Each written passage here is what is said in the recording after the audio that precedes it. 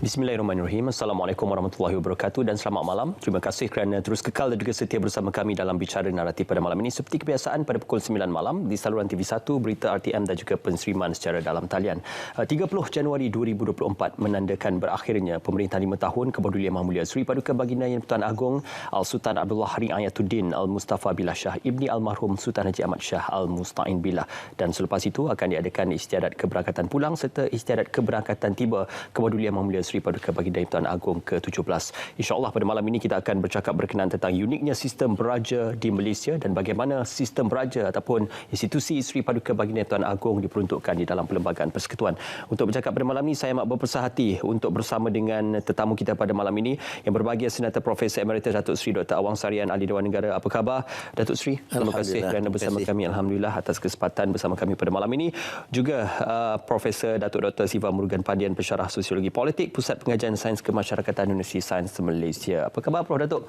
Sekali lagi kita bersua, terima kasih kerana sering kali menerima kunjungan kami dalam Bicara Naratif. Yang berbahagia Datuk Seri, mungkin kita boleh kaitkan sedikit kalau diungkapkan dalam sistem beraja ataupun sistem Seri Paduka Baginda Yang Pertuan Agong ini bukan hanya tertakluk kepada pemerintahan Sultan ataupun Raja-Raja Melayu, tetapi telah pun diperuntukkan di dalam Perkara 32 yang mana menyebutkan bahawasanya Ketua Utama Negara bagi Persekutuan adalah seorang Ketua Utama Negara bagi Persekutuan digelar yang di-Pertuan Agong. Dan dalam perkara ataupun pasal 3 ini disebutkan juga hendaklah dipilih oleh Majlis Raja-Raja bagi tempoh 5 tahun.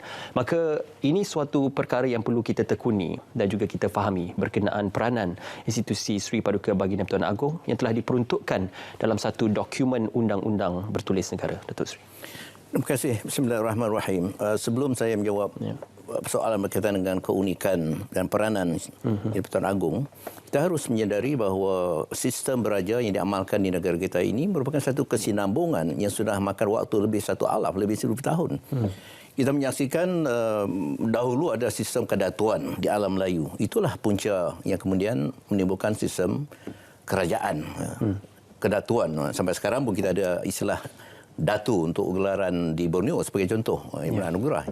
Kemudian berkembang dengan satu sistem pemerintahan beraja dan ini berlangsung di pelbagai pusat tamadun alam Melayu. Kita boleh cakap di Brunei, di Sumatera sendiri, di Aceh, di Samudra Pasai, di Pulau Jawa kita ada Kerajaan Demak, di Kalimantan. Pokoknya seluruh alam Melayu waktu itu pemerintahan ditandai oleh sistem raja. Dan inilah kesinambungan yang sangat perlu dipahami. Mengapa negara kita, Malaysia, yang duduk di alam Melayu ini meneruskan kesinambungan itu. Dalam konteks yang berkaitan dengan peranan Yang Pertuan Agong, saya kira ini suatu keunikan, keunggulan yang luar biasa.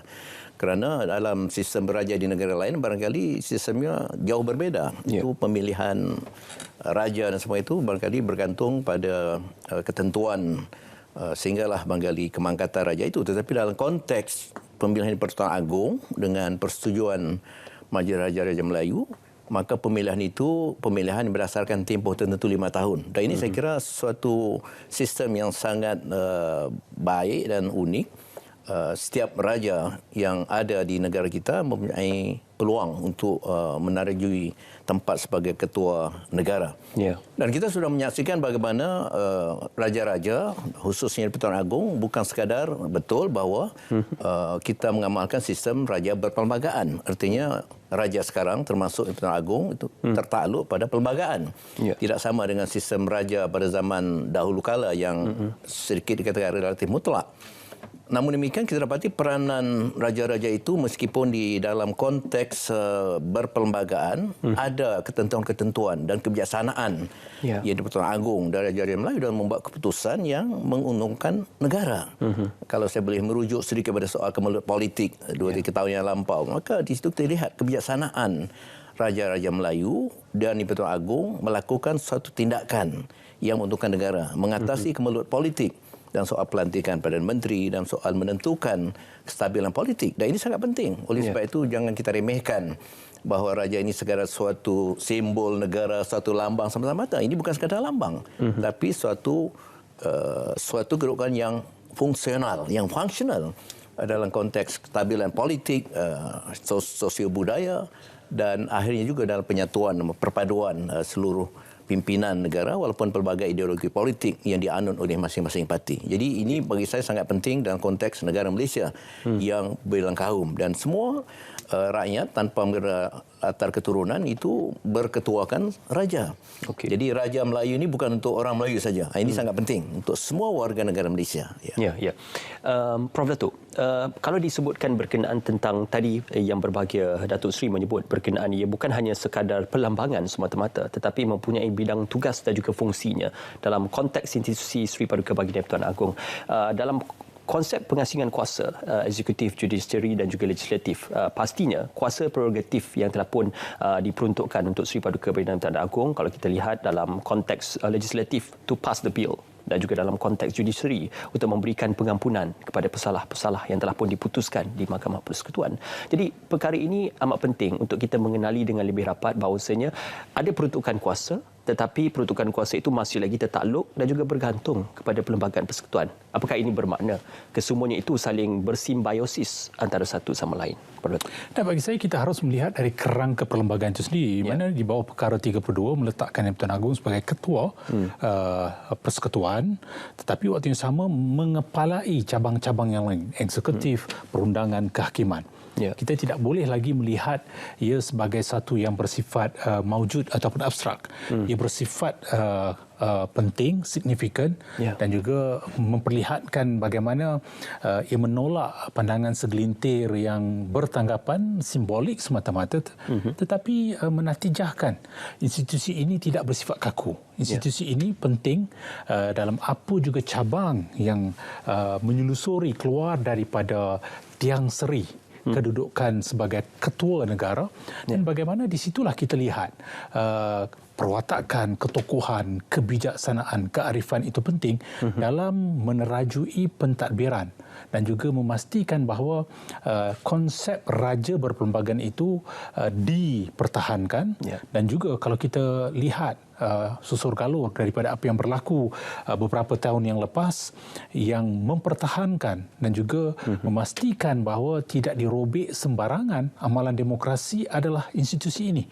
iaitu Yang di-Pertuan Agong sendiri dan kita lihat sepanjang 5 tahun yang lepas banyak cabaran telah dilalui oleh Yang di-Pertuan Agong. Tidak pernah kita lihat sebelum ini cabarannya dalam perubahan 4 ketua kerajaan dan juga anggota kerajaan dan kemudian kita melihat ketika berhadapan dengan pandemik COVID-19 ketokohan perwatakan Yang Tuan Agong yang menyatukan rakyat memperlihatkan kekuatan keberikatan di antara takhta rakyat dan juga membumikan negara ini.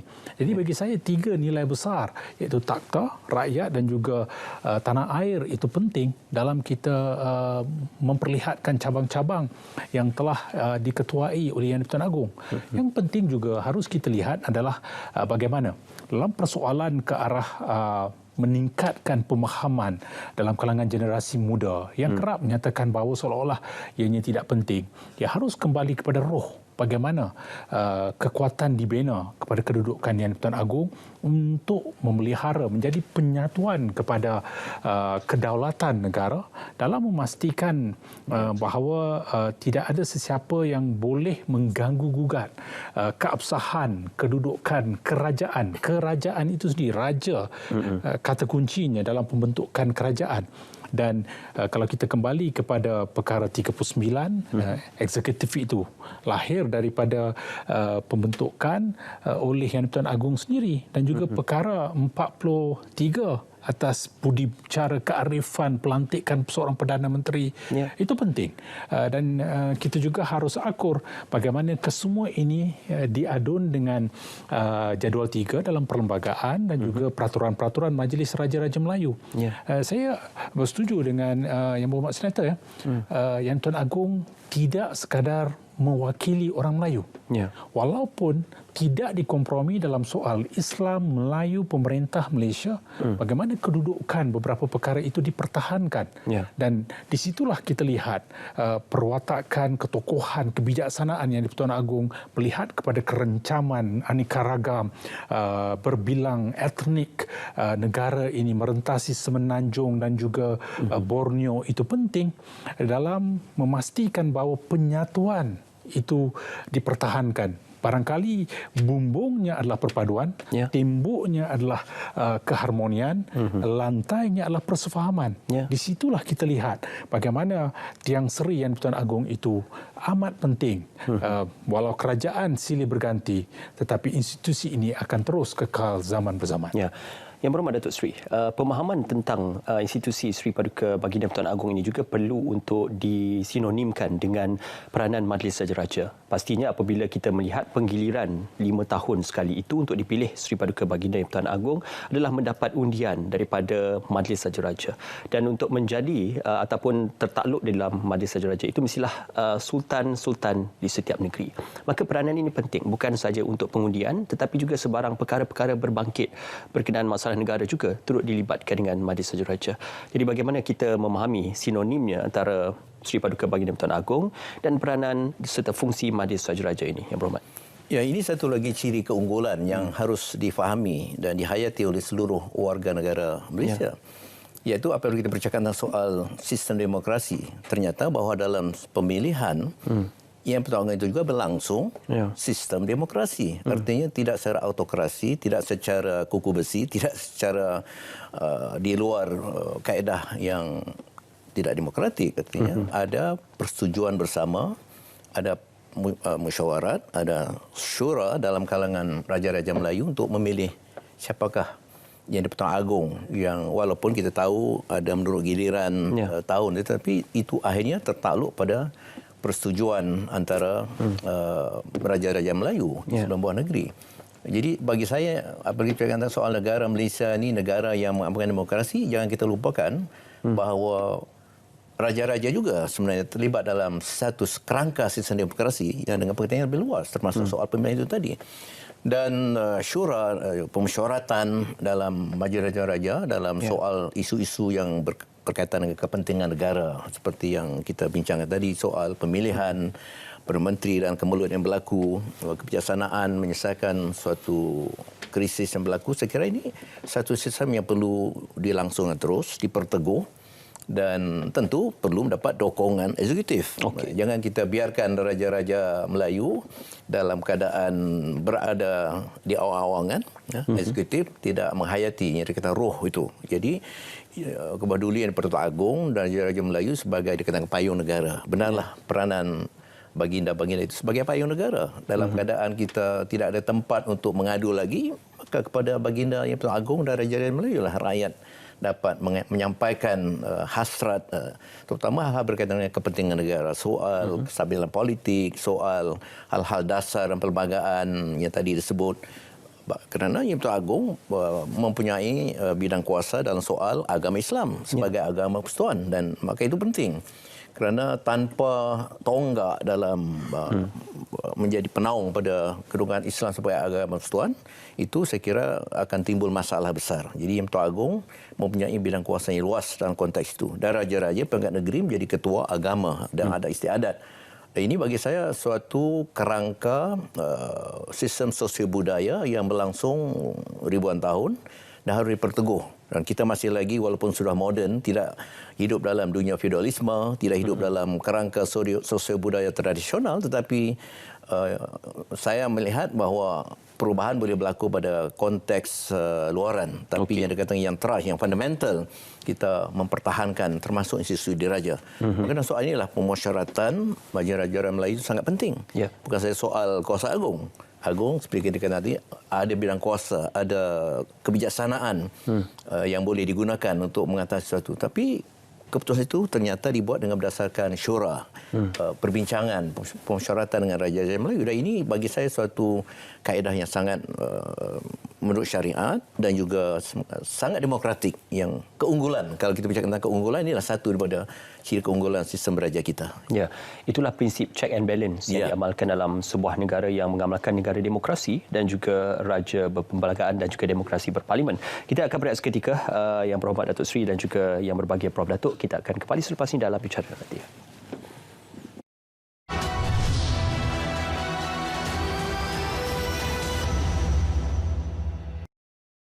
Kita patut jadi negara sihat.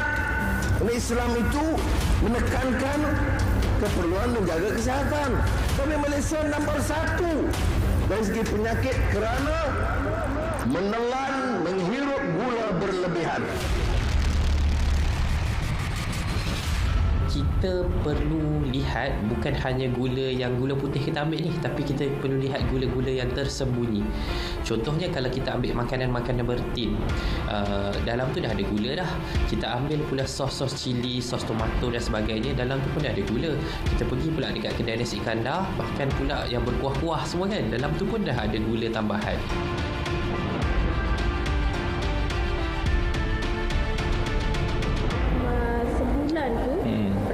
Berapa paket gula orang beli? Sebulan, saya ingat kalau 2 bulan 1 paket. Gula untuk pagi lah selepas masa buat air. Petang kita kena masak. Pengambilan gula kita kawal dengan mengurangkan dalam kandungan minuman. Ajar untuk minum minuman yang manis, maka dia akan menjadi kebiasaan kehidupan je lah. Kan? Tapi kalau daripada awal kita untuk minum minuman yang tak manis, okeylah, tak ada masalah.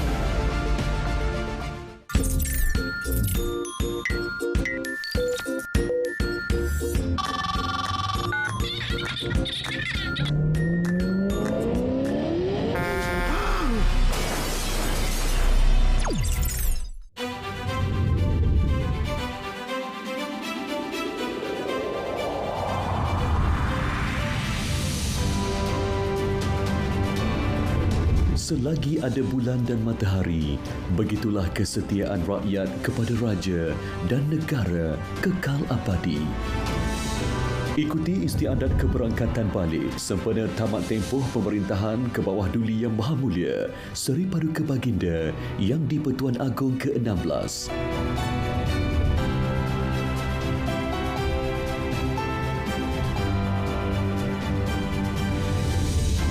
Dan istiadat keberangkatan tiba ke bawah Duli Yang Maha Mulia Seri Paduka Baginda Yang di-Pertuan Agong Sultan Ibrahim Ibni Almarhum Sultan Iskandar sebagai Seri Paduka Baginda Yang di-Pertuan Agong ke-17.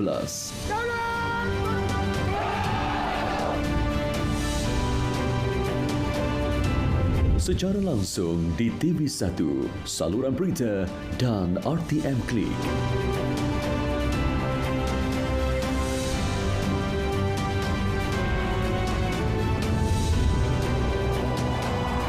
Daulat Tuanku.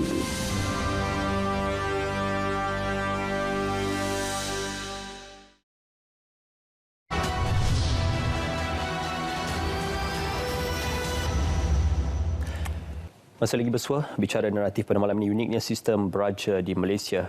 30 Januari 2024, satu tarikh penting untuk disaksikan oleh seluruh rakyat Malaysia. Istiadat keberangkatan pulang ke Duli Yang Maha Mulia Seri Paduka Baginda Yang Pertuan Agong ke-16 Al-Sultan Abdullah Riayatuddin Al-Mustafa Billah Shah Ibni Almarhum Sultan Haji Ahmad Shah Al-Musta'in Billah. Masih lagi bersama dengan saya yang berhormat Senata Profesor Emeritus Datuk Seri Dr. Awang Sarian dan juga yang berbahagia Profesor Dr. Siva Murugan Pandian. Prof Datuk, tadi disebutkan ada beberapa perkara yang tidak pernah dilakukan atau dihadapi oleh negara, khususnya dalam tempoh sepanjang 5 tahun pemerintahan Kebadulian Yang Maha Mulia Seri Paduka Baginda Yang Pertuan Agong. Apa yang kita dapat saksikan, 4 kali pemerintahan ataupun perubahan Perdana Menteri sepanjang tempoh pemerintahan Al-Sultan Abdullah. Tidak kurang juga kita menyaksikan hang parlimen ataupun parlimen tergantung yang dikatakan bersifat unprecedented. Jadi perkara-perkara yang bersifat unprecedented dalam konteks undang-undang ini adalah buat julung-julung kalinya dicabar dalam konteks perlembagaan dan juga konteks undang-undang. Jadi kebijaksanaan seorang ketua utama negara itu menjadi mustahak. Jadi bagaimana kita melihat inilah waktunya susuk tubuh Seri Paduka Baginda Yang Pertuan Agong itu dilihat sebagai mustahak, penting, relevan dan rasional dalam menyelesaikan kebuntuan politik tersebut. Ya, kalau kita lihat sepanjang 5 tahun yang lepas, banyak cabaran telah dilalui oleh negara. Tapi kebijaksanaan, kearifan Sultan Abdullah telah membolehkan kita meleraikan kekusutan itu dengan rasional, dengan baik dan juga menjadi pengimbang, pengikat penghubung di antara cabang-cabang yang wujud. Dalam persoalan pelantikan Perdana Menteri misalnya, bila kerajaan kehilangan sokongan, Baginda mempunyai budi bicara dalam pelantikan seorang Perdana Menteri, tetapi kuasa itu tidak digunakan sewenang-wenangnya. Dipanggil kesemua anggota Dewan Rakyat dan juga didapatkan pandangan, kemudian dibawa ke Majlis Raja Melayu, dibincang secara bersyurah tadi, supaya kesepakatan itu jelas. Demokrasi itu tidak dirobek dan juga dipertahankan nilai itu berdasarkan kepada kearifan baginda untuk membuat keputusan yang terbaik dalam memelihara keutuhan pembentukan kerajaan daripada mandat yang telah diberikan oleh rakyat sebelum ini. Jadi saya percaya ia dilakukan seiring dengan perubahan yang berlaku dalam ekosistem kita, persekitaran kita. Barangkali itulah interaksi ataupun kelonggaran yang wujud. Kalau dulu keabsahan, legitimasi hubungan di antara pemimpin dan juga rakyat itu berbeza.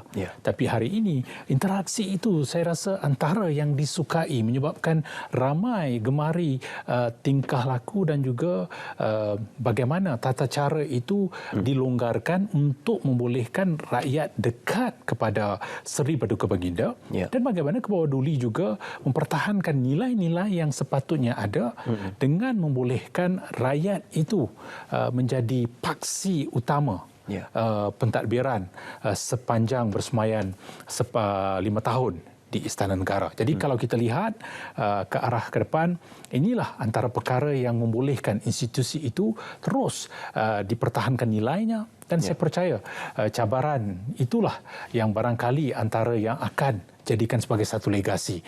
Dalam tempoh 5 tahun tak pernah kita lihat 4 kerajaan, 4 Perdana Menteri, 4 pasukan kerajaan. Tetapi baginda meleraikan kekhususan itu dengan rasional, dengan waras, dengan memastikan tidak sama sekali mengganggu-gugat nilai keharmonian, perpaduan dan juga memastikan keadaan yang lebih menentu. Sering menasihati wakil rakyat, pemimpin untuk mengutamakan rakyat. Jadi dalam apa juga keadaan, kita lihat barangkali ini juga merupakan antara yang telah dimulai di Pahang sendiri ketika Al-Sultan Abdullah menjadi Tengku Mahkota Pahang. Kita juga harus akur, selepas 15 hari dimasyurkan sebagai Sultan Pahang, ke bawah duli menjadi Yang di-Pertuan Agong. Dalam tempoh masa tersebut, bagaimanakah nilai-nilai ini telah membolehkan Seri Paduka Baginda dengan dilengkapi oleh Raja Permaisuri Agong serta anak-anak baginda. Saya rasakan itu merupakan satu yang akan mungkin terus menjadi satu kesinambungan dalam memastikan institusi ini terpelihara nilainya. Jadi cabaran yang telah dilalui itu barangkali akan terus dinilai dan juga bukan saja dalam konteks itu, kita juga telah melihat ketika berhadapan dengan pandemik COVID-19 di peringkat global, di peringkat serantau, di peringkat dalam negara. Ketika itulah pentadbiran Seri Paduka Baginda berada menerajui institusi dan juga memastikan institusi ini nilai itu terpelihara keluarannya. Alang-alang kita sudah menyebut berkenaan suatu pandemik COVID-19. Kita juga teringat pada ketika itu undang-undang darurat dibentangkan dan juga berlangsungnya suatu tempoh pelaksanaan undang-undang darurat. Yang mana ini juga suatu perkara yang dilihatkan sebagai jarang-jarang berlaku atau boleh juga kita kata unprecedented di peringkat persekutuan. Jadi ini tertakluk dan masih lagi kita melihat budi bicara ataupun kuasa Seri Paduka Baginda Pertuan Agong dalam melihat perjalanan negara untuk diteruskan walaupun negara berdepan dengan situasi darurat. Jadi apabila situasi tidak terjangka berlaku, bagaimanakah segala sistem demokrasi ini berfungsi, bukan hanya institusi Seri Paduka Baginda Pertuan Agong tetapi institusi-institusi yang telah disebutkan di dalam perlembagaan persekutuan. Dan kalau kita perhatikan, ianya saling lengkap melengkapi di antara satu sama lain. Teras tiang serinya masih lagi dan Tuan Agong. Eksekutif, perundangan, kehakiman, kesemuanya masih lagi berkiblatkan kepada suluhan yang diberikan di bawah tata cara ataupun kuasa otoriti yang Tuan Agong. Ketika berhadapan dengan kemelut pandemik misalnya, undang-undang darurat diperkenalkan supaya ia memelihara kesejahteraan, keamanan, keselamatan, memberikan keselesaan. Walaupun ketika itu sudah pasti ia mengganggu-gugat gaya hidup dan juga cara hidup kebanyakan orang, tetapi yang diutamakan adalah soal keselamatan. Barangkali ia seiring dengan kedudukan sebagai ketua turus Angkatan Tentera juga. Itu tidak boleh kita belakangkan. Sebagaimana sebagai ketua pengemudi agama Islam, dan juga memastikan memelihara keharmonian perpaduan itu tidak tergugat. Dalam konteks perundangan juga, saya percaya cabang itu dipertahankan nilainya agar ia tidak akan sewenang-wenangnya diperlekehkan oleh mana-mana pihak, termasuk pihak eksekutif. Sebab itu, pada kali pertama undang-undang darurat mahu diperkenalkan, ditolak. Kali kedua baru diwartakan, diperakukan oleh Seri Paduka Baginda, dan saya percaya itu juga antara perkara yang harus kita jadikan sebagai pertimbangan, berteraskan kepada soal bagaimana perundangan tidak dibelakangkan sama sekali sewaktu 5 tahun tempoh masa Al-Sultan Abdullah mentadbir negara ini. Jadi kalau kita perhatikan, mungkin kita juga harus menyelusuri beberapa perkara lain. Perwatakan Seri Paduka Baginda agak berbeza. Mudah didekati, melihat kepada keluh resah rakyat dengan mudah dan juga mengambil kira kepentingan. Kalau kita lihat banyak pendekatan yang barangkali tidak juga diwar-warkan, seringkali melapangkan masa untuk bersama dengan rakyat. Kesemua itu diberikan keutamaan dan juga syur-syur pertimbangan, dan saya ingin ikat kesemua ini juga dengan jelajah Borneo. Bagaimana barangkali tidak pernah dilakukan sebelum ini oleh mana-mana Yang Pertuan Agong. Ketika itu syur-syur diberikan terus kepada Yang Pertuan Agong. Secara terus. Dan kalau kita ambil semula dengan ketika undang-undang darurat dahulu, jika itu juga berpaksikan kepada rakyat, di sini juga nilai takhta, nilai rakyat dan juga membumi kepada nilai kasih sayang dan juga berakarkan kepada nilai keharmonian. Saya percaya kesemua itu menjadi sesuatu yang luar biasa sepanjang 5 tahun. Ramai bercakap apakah sistem bergilir ini akan berhenti, tetapi Al-Sultan Abdullah telah membuktikan bahawa harus dinatijahkan, ianya tidak bersifat kaku sebagaimana menjadi tafsiran segelintir pihak, tetapi melihat secara rasional kepentingan institusi ini untuk melengkapi bersifat resiprokal kepada kedudukan kerajaan yang mentadbir urus kerajaan, yang ada sistem penyampaiannya, ada agensi, ada kementerian, tapi waktu yang sama yang di Pertuan Agong juga mempunyai peranan, mempunyai fungsi dalam kedudukan untuk memelihara nilai kesejahteraan, nilai muhibah keamanan, keselamatan, nilai kesejahteraan. Kesemua itu diangkat bersama atas kepentingan sesuatu yang boleh kita namakan berpaksikan kepada rakyat. Okey. Dalam konteks kita melihat kepada kepentingannya, ada yang bertanya, Datuk Seri, berkenaan tentang apakah hubung kaitnya apabila kita menyebut tentang hak keistimewaan, hak orang Melayu dan juga Bumiputera. Mungkin ada yang memberi pandangan berkenaan tentang perkara 152 dan juga perkara 153, bahasa Melayu sebagai bahasa rasmi dan juga hak Bumiputera dan juga Melayu. Apakah hubung kait antara kedua-dua entiti ini, Seri Paduka Baginda Pertuan Agong dan juga hak-hak yang telah disebutkan di dalam Perlembagaan Persekutuan, ataupun apakah boleh dipisahkan antara kedua-duanya itu kalau dalam konteks untuk kita melihat bagaimana perkara dan juga peruntukan-peruntukan ini akan diteruskan? Ya, saya melihat keutuhan sistem pemerintahan di negara kita yang berteraskan Raja Yang Pertuan Agong khususnya sebagai ketua negara dan raja-raja di peringkat negeri tertentu.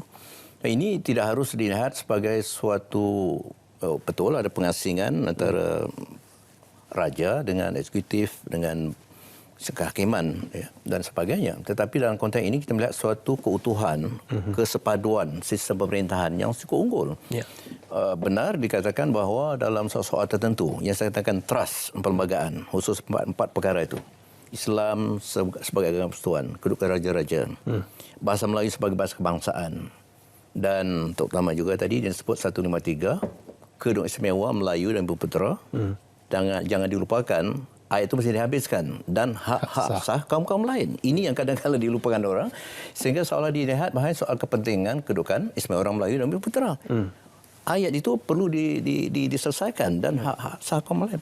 Dan kalau ini, anda kata ini dapat dipahami, dihayati, dijelaskan dengan baik, saya kira soal persengketaan, pertikaian itu tidak akan berlaku ataupun dapat dikurangkan dengan jelas. Soalnya kadang-kadang kita bercakap dalam konteks etnik kita semata-mata. Sedangkan kita warga negara yang sama. Jadi perlembagaan dan konteks ini terkawal, agung, iaitu agung mempunyai kuasa.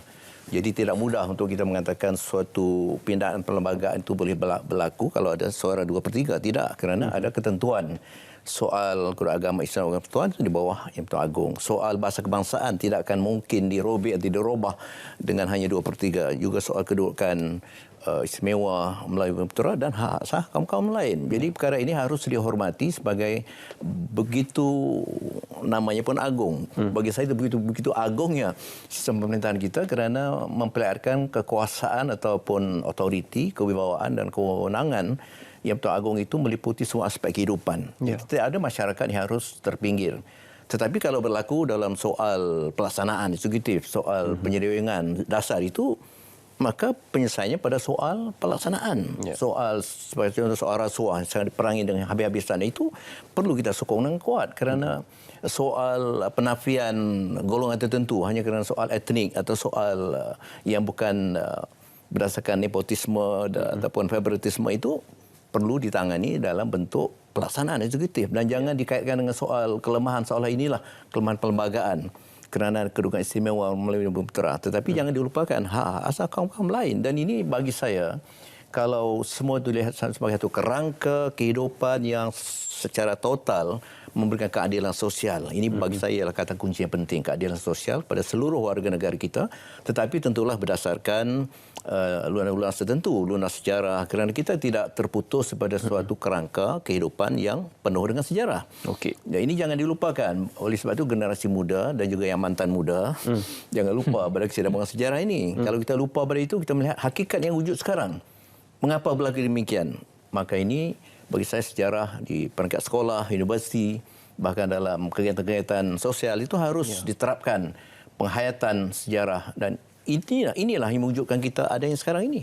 Penerimaan rakan-rakan sahabat kita daripada kalangan dulunya orang Cina, orang India dan sekarang lebih rencam lagi, bagi saya ini suatu keberkatan, satu rahmat besar Tuhan pada dunia di alam Malaysia dan ini harus kita terima dengan wajar dan dengan rasional dan kalau ini difahami, dihayati dengan sungguh-sungguh, saya kira soal perpaduan itu akan cepat tercapai. Tapi kalau kita masih melihat kerangka yang sempit dalam kacamata etnik masing-masing sahaja, itu akan timbul masalah. Dan soal inilah saya kira peranan Bahduli Yang Pertuan Agong dan raja-raja kita dapat menjadi betul-betul payung negara, menyedarkan masyarakat bahawa semuanya itu berada di bawah satu payung ke bawah pemerintahan Bahduli Yang Pertuan Agong dan raja-raja Melayu yang tidak memberikan diskriminasi pun kepada mana-mana pihak. Hatta soal strata sosial, soal lokasi, bandar luar bandar, etnik lagi. Ini saya kira ialah asas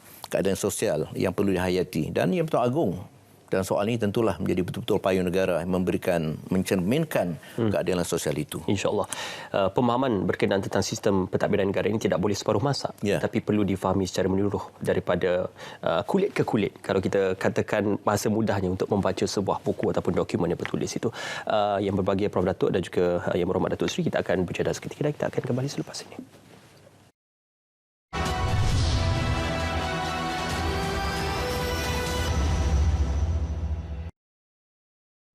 Tahukah anda apa itu ICPT yang tertera pada bil elektrik anda?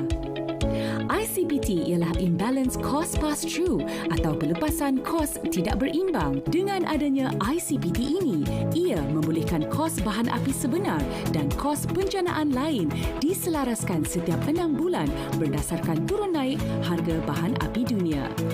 Apa impak ICPT pada kita? Jika terdapat penjimatan dalam kos bahan api, kita akan diberikan rebat ICPT iaitu pengurangan terhadap kadar tarif yang dibayar. Sebaliknya, sekiranya terdapat kenaikan kos bahan api, surcharge akan dikenakan, iaitu penambahan terhadap tarif elektrik. Bagaimana kita boleh mengurangkan bil elektrik? Mudah, amalkan penggunaan yang cekap dan berkhemah. Ia bermula dari rumah kita. Hai, untuk semak profil, klik pada butang semak profil. Masukkan kad pengenalan dan kata laluan yang telah didaftarkan. Klik log masuk. Paparan semak profil akan dipaparkan. Pengguna boleh menyemak maklumat asas, alamat, pendidikan, isi rumah, pekerjaan, pendapatan, komitmen, bantuan dan perakuan.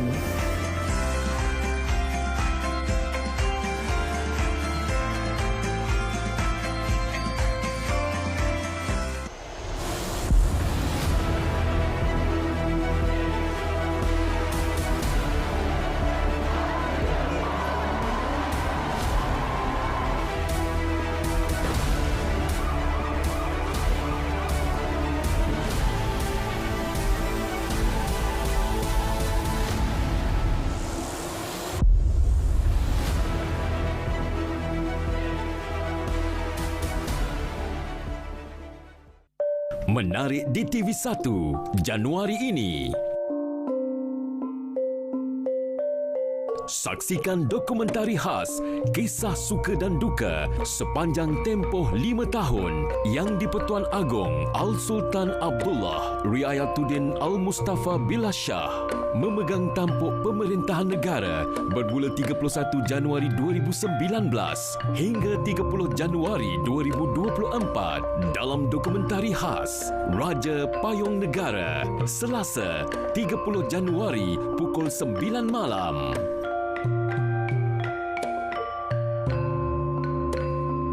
Raja dan rakyat berpisah tiada, mewarnaimu hanya di TV1.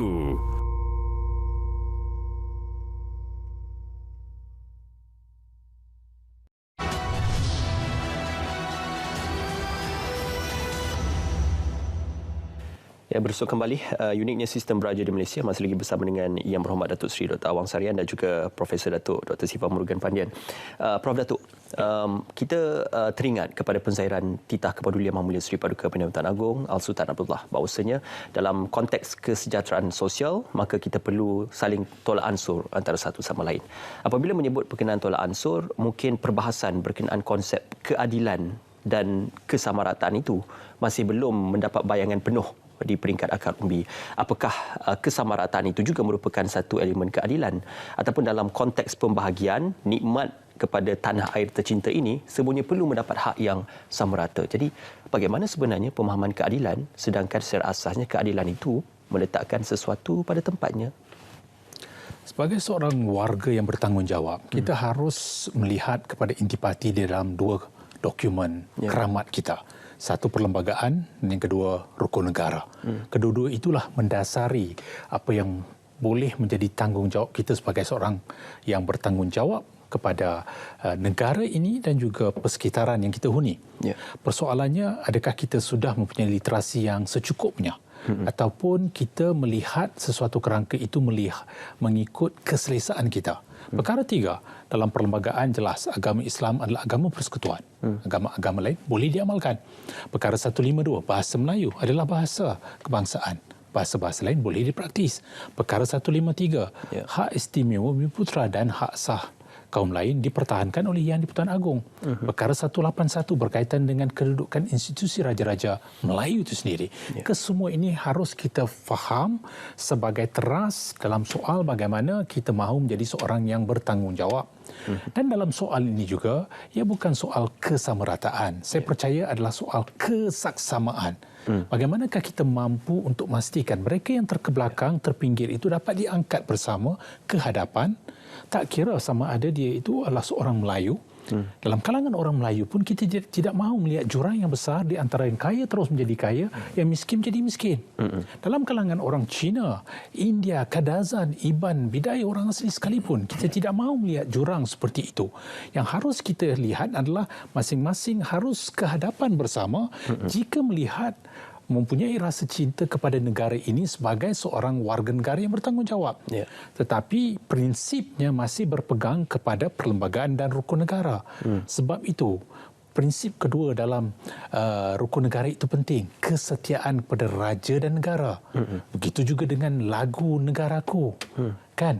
Kalau kita lihat kerahmatan, kebahagiaan, raja yang bertakhta misalnya, kesemua itu memberikan satu roh kekuatan bagaimana institusi itu sebenarnya akan mendukung aspirasi dalam mengangkat mana-mana warga negara yang mempunyai rasa cinta kepada negara ini, kasih sayangnya besar dalam memastikan bahawa jurang itu tidak melebar. Kita tidak mahu ada yang terkedepan, ada yang terkebelakang. Kemudian yang tengah-tengah itu berada dalam satu kesempitan hidup. Yang perlu kita lihat adalah bagaimana masing-masing itu kehadapan bersama, saling mempunyai rasa untuk mengangkat, membantu di antara satu sama lain. Sebab itu saya rasakan bahawa Yang Tuan Agong mahu melihat 3 nilai besar: faham, hormat dan juga bertolak ansur, dan kemudian terima.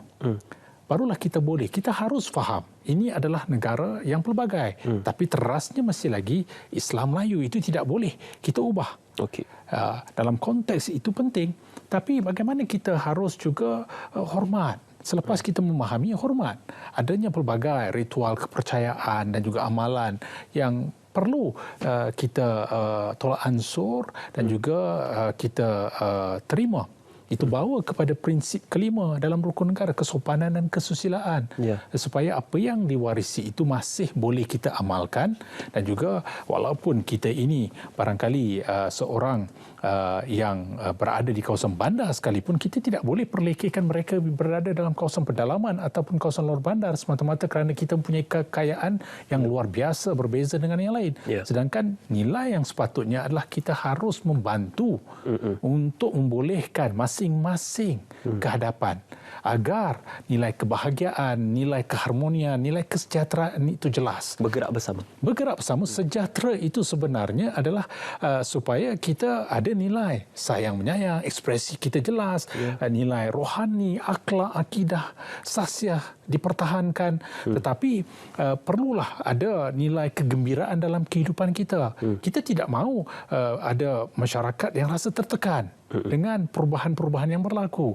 Janganlah yang kaya itu kehadapan membelakangkan mereka yang berada di mungkin terkebelakang. Sedangkan mereka harus membantu. Kita tidak mahu konsep penaungan wujud dalam segelintir masyarakat sehingga mengganggu gugat nilai kesejahteraan tersebut. Sebab itulah saya percaya kesaksamaan itu penting. Keadilan sosial itu penting. Merentasi Semenanjung, Sabah dan Sarawak.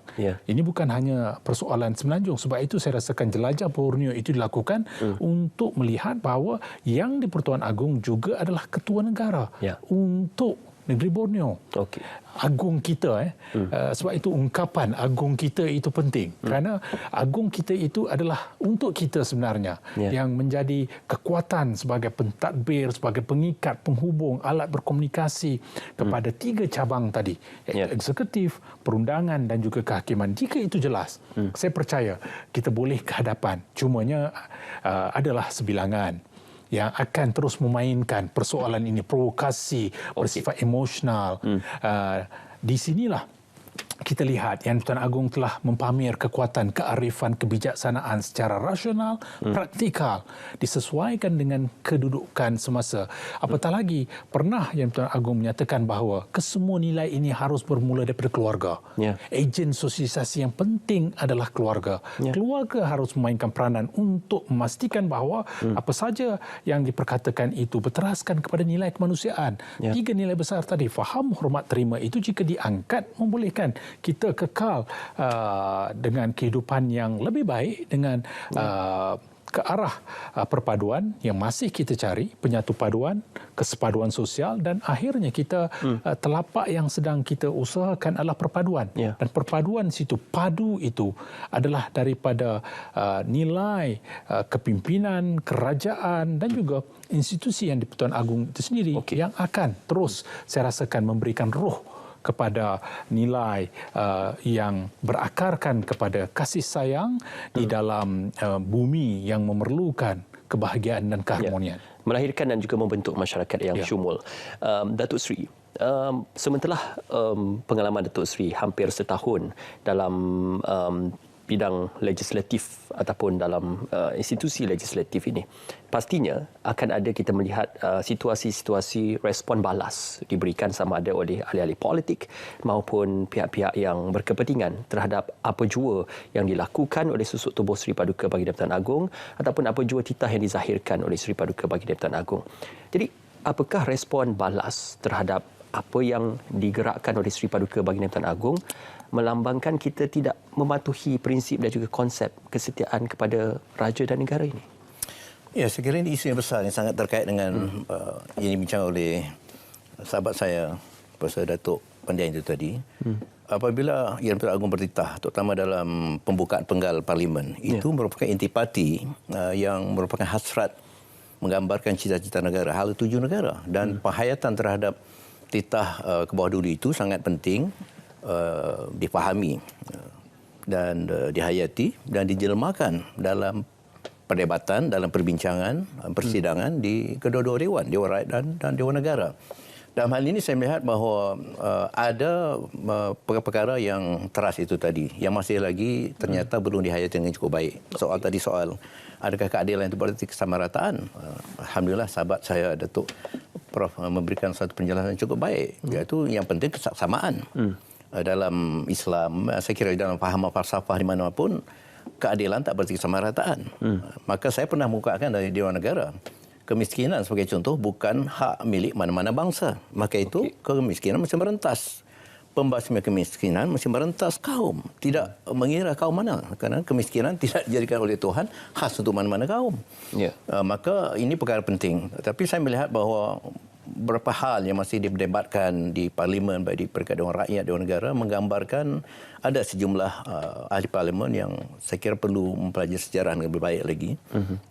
Mempelajari, saya kira patut menjadi suatu peraturan, ketetapan. Semua yang menjadi wakil rakyat, ahli Parlimen termasuk Dewan Rakyat, Dewan Negara, perlu menghayati dan perlu membaca perlembagaan. Semua dibekali perlembagaan, tetapi adakah sudah dihayati kandungan intisari perlembagaan yang sangat penting. Perlembagaan tidak wujud sebagai sesuatu yang tanpa konteks. Ada konteksnya, konteks pembinaan negara yang berteraskan sejarah tadi, berteraskan realiti sekarang. Ada komposisi penduduk yang pelbagai keturunan, apatah lagi dengan di sahabat Sarawak semakin rencam, dan kita harus menghayati ini dengan fikiran rasional, terbuka, tetapi juga berasaskan naratif sejarahnya. Dan hal ini saya melihat bahawa ada lagi pandangan-pandangan, boleh saya kata pandangan picik lah kalau boleh dikatakan, yang artinya tidak memberikan suatu perhatian yang lebih holistik. Oleh sebab itu, saya menyuruh rakan-rakan saya, khususnya di Parlimen itu, kita hayatilah perlembagaan dengan baik dan apa sebab-sebab timbulnya perlembagaan demikian rupa. Dan jangan kita lihat sesuatu perkara atau peruntukan perlembagaan itu dalam satu sudut yang terasing. Semua itu dilihat sebagai satu kerangka yang holistik. Baik soal ekonominya, soal politiknya, soal sosialnya, soal kebudayaan, pendidikan, itu hendaklah diberi perhatian yang sesaksamanya. Maka dalam soal ini, respons sebagai ahli Parlimen dalam perdebatan persidangan di Dewan Rakyat dan Negara perlu menjurus pada usaha-usaha untuk mendukung, menyokong titah ucapan Yang Pertuan Agong dalam sidang pembukaan itu, kerana titah itu merupakan titah yang menggambarkan aspirasi negara, yang menggambarkan itulah hasrat kita bersama. Jadi jangan ada suara-suara yang terlalu menjurus pada keperluan kelompok tertentu. Benar bahawa kita tidak ada halangan untuk siapa juga memperjuangkan hak keturunan, hak kawasan dan sebagainya, tetapi akhirnya kita melihat kepentingan negara keseluruhannya supaya pemenuhan keadilan sosial itu akhirnya menimbulkan perpaduan, menimbulkan persefahaman, menimbulkan keadilan sosial. Kerana kalau kita puas hati dengan tuntutan yang berjaya untuk kelompok tertentu, itu belum tentu lagi memberikan gambaran keadilan sosial keseluruhan negara telah tercapai. Maka kita harus berfikir lebih terbuka, lebih rasional dan melihat secara holistik seluruh perlembagaan Dan dengan demikian saya kira kita tidak akan menjadi hanya suara bagi kelompok-kelompok khusus.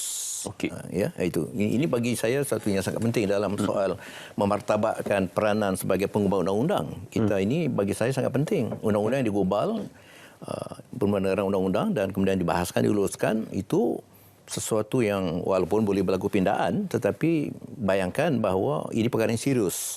Maka dalam perjuangan kita hendak mencapai keadilan sosial itu tadi, membina masyarakat bersatu padu, ada akhlaknya, ada falsafahnya, termasuk yang mesti juga memenuhi ciri yang keenam tu karamah insaniahnya.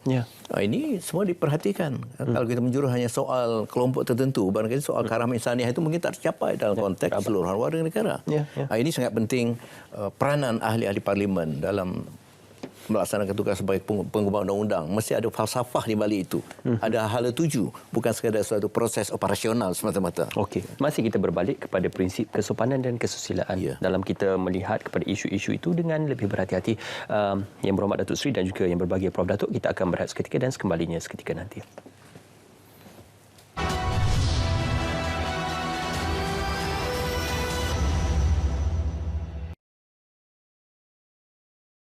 Hai.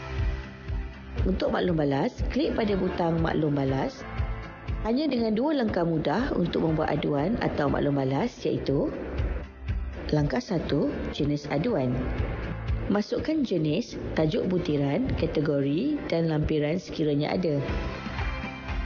Kemudian, masukkan maklumat peribadi anda seperti nama, nombor kad pengenalan, nombor telefon dan email.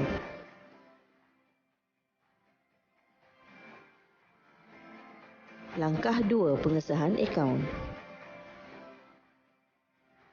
Anda perlu mengisi OTP yang diterima melalui email dalam tempoh 3 minit. Permohonan semula diperlukan sekiranya tidak menerima OTP dalam tempoh ditetapkan atau tamat tempoh pengisian.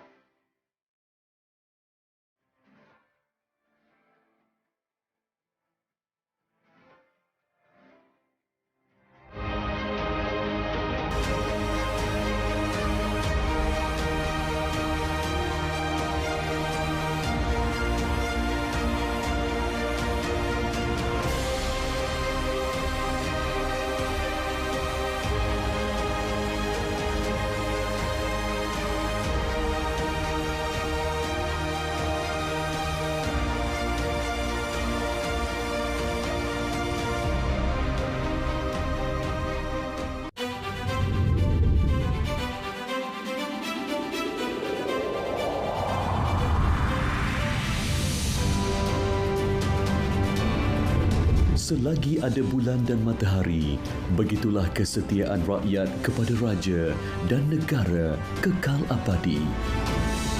Ikuti istiadat keberangkatan balik sempena tamat tempoh pemerintahan ke bawah Duli Yang Maha Mulia Seri Paduka Baginda Yang di-Pertuan Agong ke-16.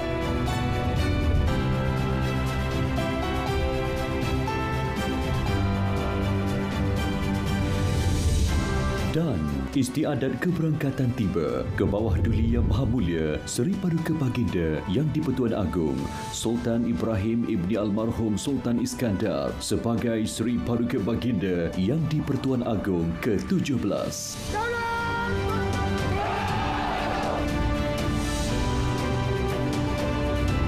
Secara langsung di TV1, saluran berita dan RTM Klik.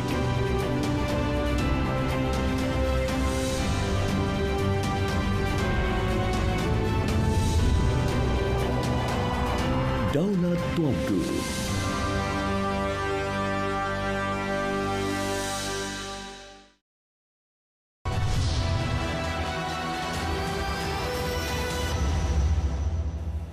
Ya, bersua kembali dalam Bicara Naratif pada malam ini. Sementara 5 tahun pemerintahan Kebawah Duli Yang Maha Mulia Seri Paduka Baginda Pertuan Agong ke-16, maka setelah ini juga kita akan menyaksikan tempoh pemerintahan 5 tahun bagi Kebawah Duli Yang Maha Mulia Seri Paduka Baginda Pertuan Agong ke-17 yang berbahagia Prof Datuk. Ini akan menjadi tumpuan bukan saja seluruh negara tetapi seluruh dunia untuk melihat bagaimana susuk tubuh Seri Paduka Baginda Pertuan Agong sebagai Ketua Utama Negara yang dilantik dalam merencana pentadbiran dan juga melihat bagaimana memayungi pentadbiran negara. Jadi apakah mungkin kita akan melihat membuat sesuatu dan juga penambahbaikan bukan saja dari segi politik tetapi dari segi pentadbiran negara dengan penerusan legasi institusi Sri Paduka Baginda Yang di-Pertuan Agong ini. Dan bagi saya, kalau kita rujuk dan juga jadikan otak kaki kepada temu bual oleh Sultan Ibrahim, Sultan Iskandar baru-baru ini, jelas bahawa yang akan diutamakan adalah bukan 222 ahli parlimen tetapi 32 juta rakyat populasi negara ini, di mana soal kesejahteraan itu akan dipertahankan dan juga tidak akan berkompromi dengan soal perpaduan ataupun salah laku yang dianggap songsang sehingga mengganggu gugat apa yang telah kita bina.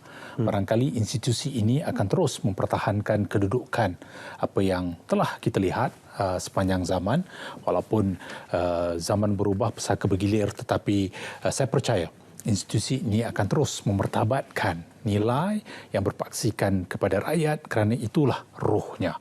Dan kita juga pernah melihat Sultan Ibrahim sendiri menjelajah Johor, mendekati rakyat, berinteraksi, berkomunikasi, melihat kepada keluh resah rakyat, dan barangkali itu akan diteruskan sebagai satu legasi di peringkat persekutuan apabila mula bersemayam di sini untuk 5 tahun akan datang.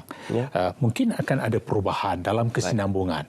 Setiap sosok tubuh akan ada perwatakan yang berbeza, tetapi saya percaya masa depan negara akan terjamin untuk membolehkan nilai kesambungan itu dipertahankan dalam sistem penggiliran yang telah kita amalkan.